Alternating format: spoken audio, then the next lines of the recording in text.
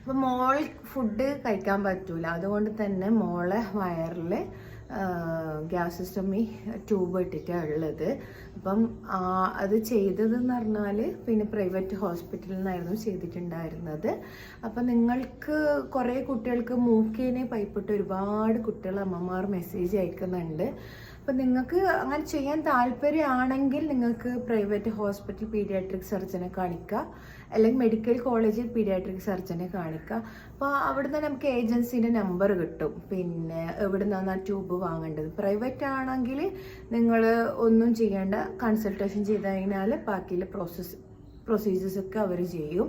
ഇനി മെഡിക്കൽ കോളേജിലാണെങ്കിൽ നമ്മൾ ആ ഒരു ഈ പെറ്റ് ട്യൂബാണ് ഫസ്റ്റ് മോളത് ചെയ്തത്, അത് നമ്മൾ വാങ്ങിക്കൊടുക്കണം ഡോക്ടർക്ക്. അത് കഴിഞ്ഞ ശേഷം മിക്കി ബട്ടൺ ഇട്ടു, അത് റീപ്ലേസ്മെൻറ്റ് ചെയ്യാൻ വേണ്ടിയിട്ട് പറ്റുന്ന കാര്യമാണ്. അപ്പം നിങ്ങൾക്ക് അങ്ങനെ ഈ നാസിൽ ചെയ്യുന്ന ഫുഡ് മൂക്കിൽ കൊടുക്കുന്നുണ്ടെങ്കിലും ഈ വായിലെ ട്യൂബിൽ കൊടുക്കുന്നുണ്ടെങ്കിലും അങ്ങനത്തെവർക്ക് വേണമെങ്കിൽ ഇങ്ങനത്തെ ഒരു ഓപ്ഷൻ ഉണ്ട്.